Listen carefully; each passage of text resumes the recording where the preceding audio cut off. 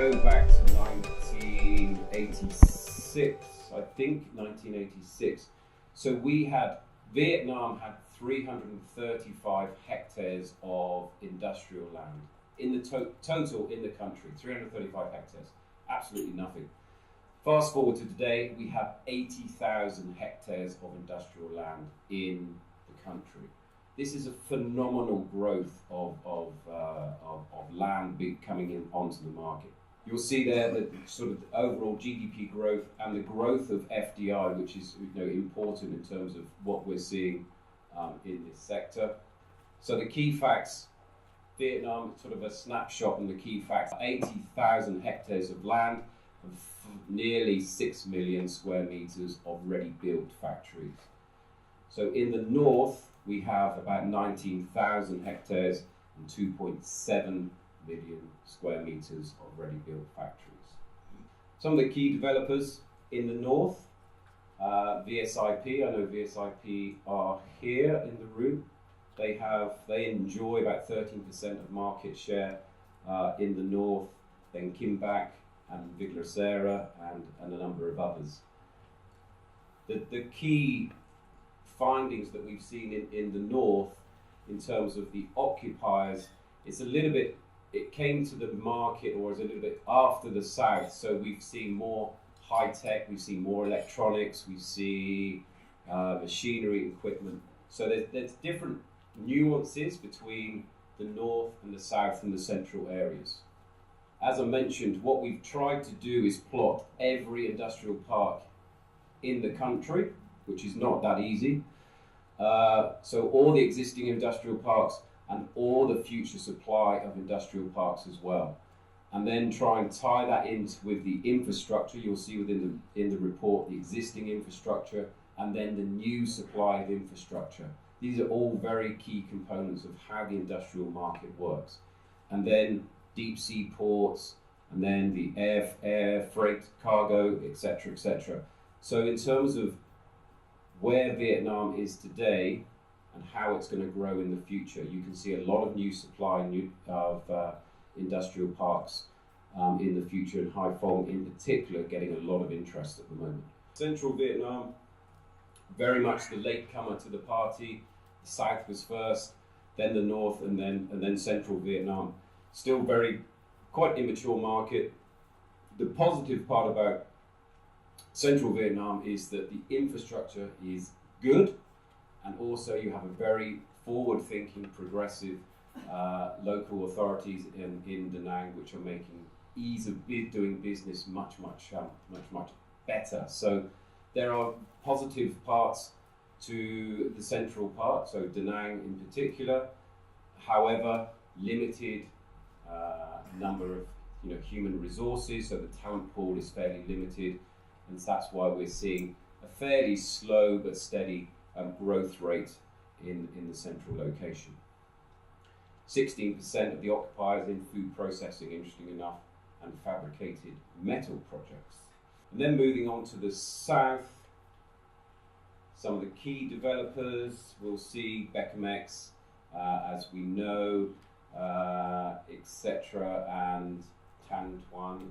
So what we got? So in the south, this was the traditional sort of sector. So the south always started first in terms of the industrial sector: machinery and equipment, textiles and apparel, rubber and plastic. So the more traditional sort of industrial sectors that operate in the south.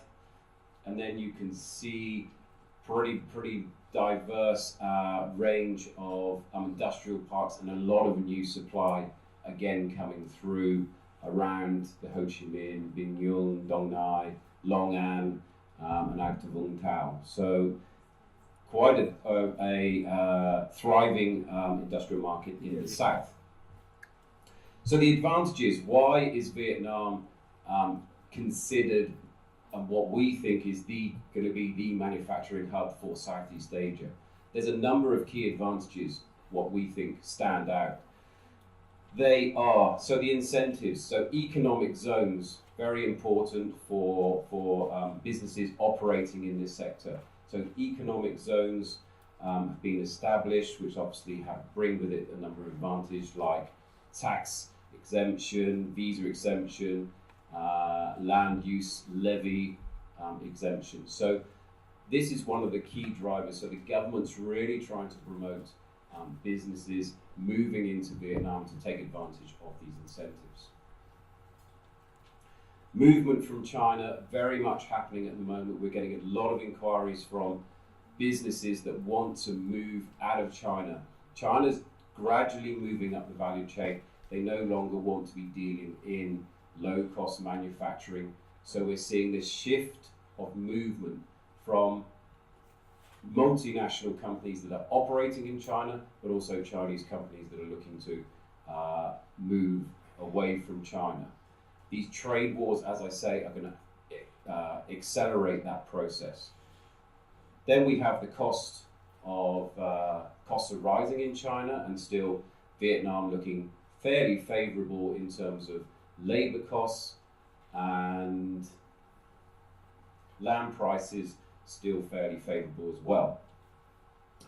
A couple of case studies there. Nike and Adidas, you'll see there the shift of what has happened over the last few years in terms of where these products are being made, and that shift from China to Vietnam. We see a big change of countries that you'll see there. From Adidas in 2012, we saw that crossover, and now a large percentage of their products being made in Vietnam. Free trade agreements over the past few years, a lot of trade agreements being signed off. We've counted, so there's 16 free trade agreements that have either been signed off or are still in negotiations. Key ones being, Korea in particular, which is why we're seeing significant investment by Samsung as an example, but also EU trade agreement in the process being signed off, and then the CPTPP, which should be ratified by the end of the year. So all these are helping businesses in terms of that movement of goods. Vietnam's still considered a very strategic location. For the north in particular, that movement from China, that location and that proximity to China is very, very important, which makes a lot of sense. But also because of the coastline, because of deep sea ports, we are on the very strategically located in terms of the shipping lanes, and 40% of all goods that come through the EC obviously pass by Vietnam. So Cat Lai and Haiphong in particular getting a lot of that interest. So the movement of goods, if you speak to any of the manufacturers, it's all about the lead-in time. So why people are considering Vietnam over China is because they can cut their lead-in time, so that when the product leaves the factory to when it actually gets to the end destination, as opposed to China, they can cut that by 7 to 10 days. So it's a big strategic plus point of being located in Vietnam. The other advantages are, as everyone knows, growth of middle income and affluent income classes is growing considerably. Vietnam's middle income population, they're growing by 19% on an annual basis, comparing very, very favorably to most of the other Southeast Asian countries. And then the interesting one for us is number of students now studying abroad has risen significantly over the last few years. So we now have nearly 60,000 students studying overseas on an annual basis. The key point in terms of e-commerce, this is going to play a very, very significant part in terms of the growth of the industrial and logistics sector. So e-commerce now being a very, very active part of the day-to-day life of a lot of people. So I'm sure you've ordered lots of your goods on your phone recently. according to our statistics or our numbers,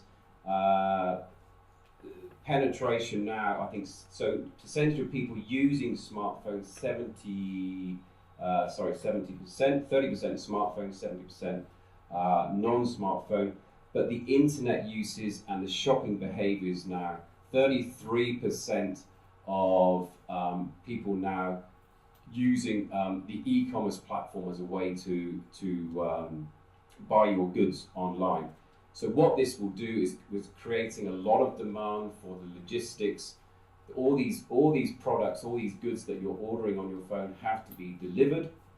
They're coming from a distribution warehouse, and then they have to come, through a network of maybe smaller warehouses in and around the city. So this is going to have quite a big impact in terms of the demand for logistics and warehousing, which I think Greg is going to touch on further. Where we are in Vietnam, still very, very early days. You can see we're right at the sort of the immature, sort of emerging, evolving stage of logistics market, and we're still some way behind India, Indonesia as an example. But you can see what we need to do to get to the next stage. So some of those points in terms of legislation, online retail becomes very established. We're getting to that stage now. So we'll start to see Vietnam moving up and become a more mature market. Then the quality of the product that we're currently seeing. Again, I'll let Greg talk about the specification of the product that we're currently seeing. So we'll start to see a little bit more sophisticated warehouses in the market, which will be able to cope for all this demand moving forward. The challenges, the three key challenges that the feedback that we get from most businesses in Vietnam: infrastructure, still a long way to go in terms of infrastructure. I think Vietnam is one of the highest spending in terms of GDP. It spends a lot of money on infrastructure, but still considerable long way to go to make it much more efficient.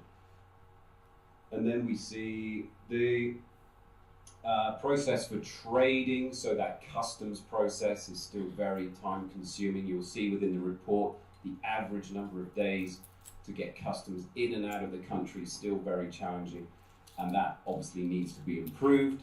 And then overall the ease of doing business, and I was talking to, who was I talking to? The Korean chamber here. So the ease of doing business in Vietnam still needs significant improvement, but I'm hoping step by step we'll move up the ranking. Where we are, as I mentioned, still fairly early days, still in the sort of very in the immature phase, but our belief is Vietnam is growing and it's really establishing itself, and it will move into that next growth phase where we see Thailand, China and Singapore. And then in terms of the last point, Industry 4.0, this will have an impact in terms of the industrial market. What we're now seeing, we are seeing smart warehouses, smart factories. It's all about automation, it's about robotics, it's about the Internet of Things and how we actually do business in the future. This will play a very important role in Vietnam, we believe, and Greg's this is your subject matter, your specialist subject, isn't it, Greg? So Greg's going to give you the full rundown on how Industry 4.0 is going to have some impact in Vietnam. That's about it from me. So the key takeaways, just to sum it all up: export-driven economy, very much. We're seeing this big growth. One of the reasons why GDP growth is so strong is because it's very much driven by the exports that are happening.